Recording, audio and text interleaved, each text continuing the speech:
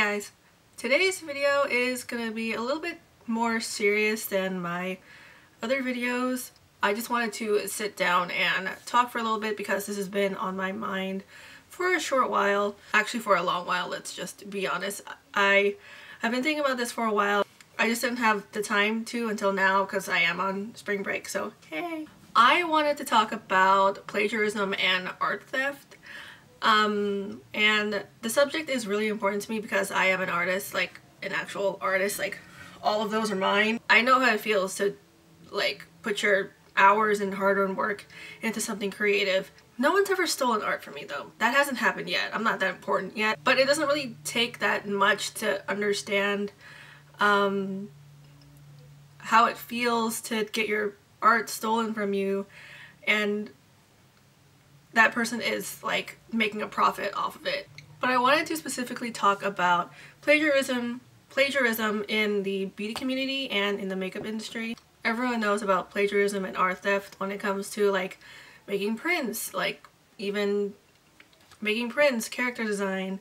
I've seen some people take character designs and make enamel prints, not enamel prints, but enamel pins and sell them for a profit. I've seen it happen in the fashion industry.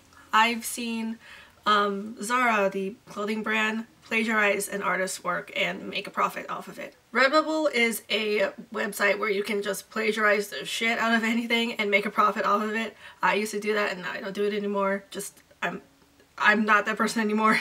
But no one talks about plagiarism in the beauty industry. As someone who loves art and also obviously loves makeup, this subject is really important to me because I feel like plagiarism and art theft in the beauty industry is so looked over. The palette and brand, well, just all over brand that I'm going to talk about and example today is Bad Habit Beauty, and the palette I have for example is the Retro Love palette. This is what it looks on the inside. Now if you're a fan of makeup and you know you're on the internet, you already know what this palette looks like, and that is actually like the reason why I bought the palette. This is a carbon copy dupe. It's not even a dupe at this point, it's literally just a copy paste reprofit of Anastasia Beverly Hills Subculture palettes. Now,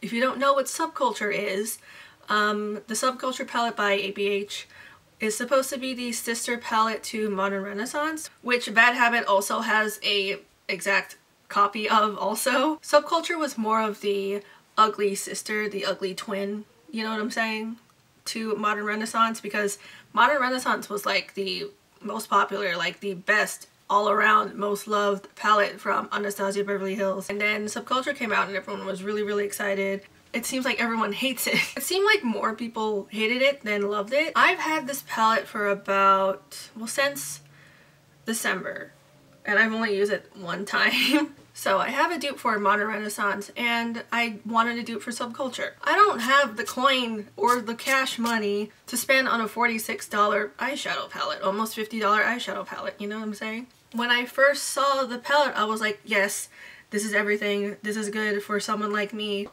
Months later, I realized that I should not have bought this palette because it stands for the things that I don't agree with. At first I thought comments like, this is a copy of Subculture. It's not even like a dupe of Subculture. It's a blatant copy of Subculture. At the beginning I thought it was super elitist. I thought that people didn't understand, like someone like me who has a retail job can't afford the $46 and has, you know, relies on Bad Habit or brands like Bad Habit. We want to look good but not spend the money, you know what I'm saying? It's literally the same thing as if, say, if I made something, like if I made a piece of art and I made a print out of it and I put it in store, but someone else copied it, like traced it, you know, printed it, yada yada yada. Like if they saved the image and then printed it out and then, you know, sell it and then sold it, it would be, it's messed up. One of my favorite artists had that happen to her.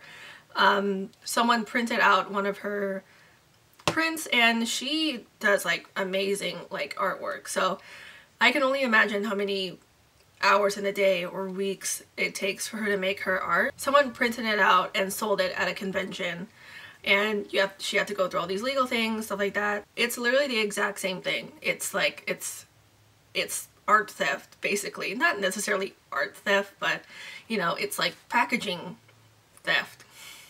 And then it's also like making fake handbags, and it's actually illegal to do that, like to sell them. I don't know about buying them, but it's actually illegal to sell and make fake Louis Vuitton's products and stuff like that. So comparing these three together, I just feel like the beauty industry shouldn't be doing stuff like this, brands shouldn't be doing stuff like this, and I shouldn't be supporting brands like this. But you have to get why these brands exist. They're for people like me, like I said before, who only has a retail job, and I'm also a student, so there's that, who can't afford to pay for a $50 eyeshadow palette. And I'm pretty sure that no one who's making these comments is actually like talking down to people who are actually buying them.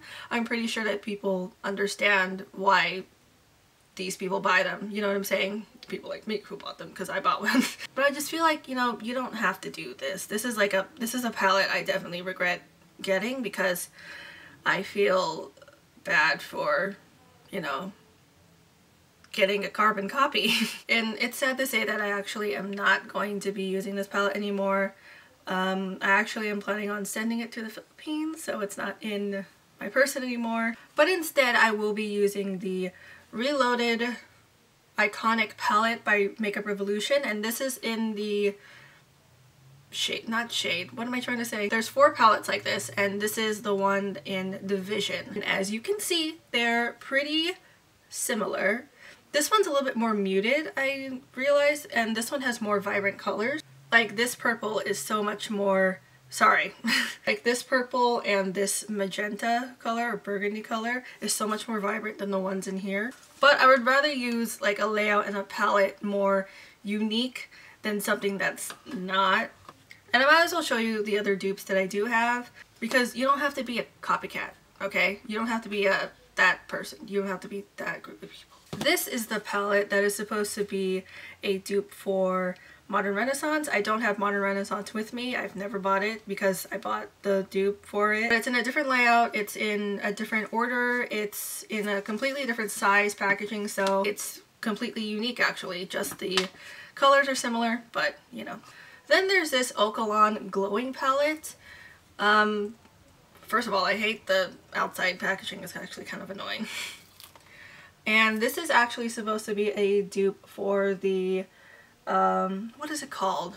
One of the ABH highlighting palettes. I think it was Aurora or Moon Glow. That was the one. And then here's this one, also from Okalon. This is the 8 color matte eyeshadow. It was a weird text. 8 color matte eyeshadow, which is supposed to be a dupe for Lime Crime's Venus palette. I hope everyone understands why I have these products instead of like the actual products, because I can't afford the actual products, okay? I actually just now realized this isn't really a good example because it is in like the, well, not, I don't remember what the Venus palette layout looks like. It probably isn't in the same like color format, but Lime Crime isn't really like a reliable brand, so I have no, you know, I don't feel sorry about that. The glowing palette probably isn't a good example either. The Moon Child, I don't remember the name. That palette has like square pans, where this one is like circular, and there's only so many layouts like a highlighting palette, you know, can do. What am I trying to say? You know what I mean. Then there's also the Milkshake Matte Eyeshadow Collection, whatever you want to call it. This is supposed to be a dupe for Too Faced Just Peachy Matte Eyeshadow Palette. I think that's what it's called. That eyeshadow palette has like square pans, whereas this is all like circular. There's no scent to it because, you know, Too Faced always has like scented eyeshadow. Yeah, all of these palettes, well, except for the 2 Okalon palettes, are in a different format. They're in a different packaging. They're in a completely different layout than what this is. I mean, granted, the color order is different, but yeah, the packaging is way too similar, and the size pans are way too similar. So I would rather support a brand that does something like this versus a brand like this that just does like blatant carbon copies. So, and to be honest, and this sounds really shady, but there's no creativity when it comes to the Bad Habit brand, and that's just, I'm not trying to be mean or anything, I'm just saying like you can not do this. You know, it's better if you did something like this and not this. You know, you gotta do something different. You gotta do something unique. And I know sometimes like when you're in like the industry long enough, sometimes it's actually really hard to come up with new ideas, come up with, you know, new formats and new layouts and palettes and stuff like that. And I totally get it. But you gotta like make some sort of effort rather than just copying Anastasia Beverly Hills. And I'm almost certain that all of their eyeshadow palettes are copies of different palettes. I mean, I might as well just mention Makeup Revolution does have some products that are blatant copies of other products. Like their Shade and Light palette looks exactly like the Kat Von D Shade and Light palette. And their highlighter blushes, the one that comes in heart cardboard boxes or something like that, they're pretty much the exact same thing as the Too Faced ones. I don't have those, I've just seen them. But just like, don't make your whole brand a copy, okay? You don't have to do that, because like that's all that you're gonna be, basically. It kind of sucks because the pigmentation is actually there. Like it's so creamy smooth, it's so blendable, it goes on really easily. It's a good palette, I just don't want to use it if it's, you know, a blatant copy of someone else. And I feel guilty about buying it. I shouldn't have bought it, but now I'm gonna give it away because I don't want it. So yeah, that was my rant of the day. I hope you guys found this video informative. I just wanted to talk more about art theft and plagiarism, more specifically in the beauty community, because I feel like plagiarism and art theft and stuff like that in the beauty community is not talked about that often. So I just wanted to get like, I just wanted to put my opinions out in there. I feel like Bad Habit is not necessarily a bad brand. I feel like they are trying to look out for, you know, the makeup lovers who are on a budget and stuff like that, but just put more effort, dude, and put, you know, more work into your packaging and your creativity, because so far I don't really see that much creativity. I just feel like not a lot of people talk about it or take it seriously. It's not being elitist in a way. No one's shaming you for buying it. We're shaming the brand for making it. It's just like, we get it. Like, trust me, I get it. Like, people understand. Not everybody can afford the expensive brands. So we rely on dupes and stuff for cheaper alternatives. People get it. They totally understand. We just want more creativity in packaging and stuff like that. Don't be a copy, okay? Have your own creativity, alright? So yeah, that was it for this video. I just wanted to come on here and talk really quick. Hope you guys enjoyed it. I hope I didn't come off as like mean to the brand. That's not what I wanted.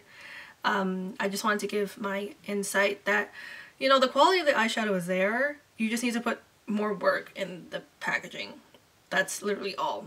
Thank you guys so much for watching. Stay tuned for my next couple of videos. I do plan on doing one more makeup video and an art video. I might do the art video next because I've been doing a lot of makeup videos. They're both related to Korean music, music in Korea, K-hip-hop, that sort of thing. I want to make a look using the, I don't remember what the line is, but it's these from Wet n Wild. It's the spring collection. They're the, I completely forgot what the line was, but it's like the goth spring line. I think on the website they said that it's a death to unicorns or something like that. Whatever. I want to make a look inspired by DBR Live's recent album cover, and I think that these would make a great look for them. Not just these, but like I also have the 3 highlighting products, the 3 highlighters that came with the gothic line and stuff like that. And I have 2 of the metallic liquid lipstick toppers. So yeah, it should be a fun video. Be on the lookout for that. So that should be my next makeup video. My next art video, I want to recreate a picture or the subject of the picture that I made in 2014 and created like an updated version. So yeah, that should be fun. Subscribe today if you want to see more videos from me. Thank you guys so much for watching, and I'll see you in my next video. Bye!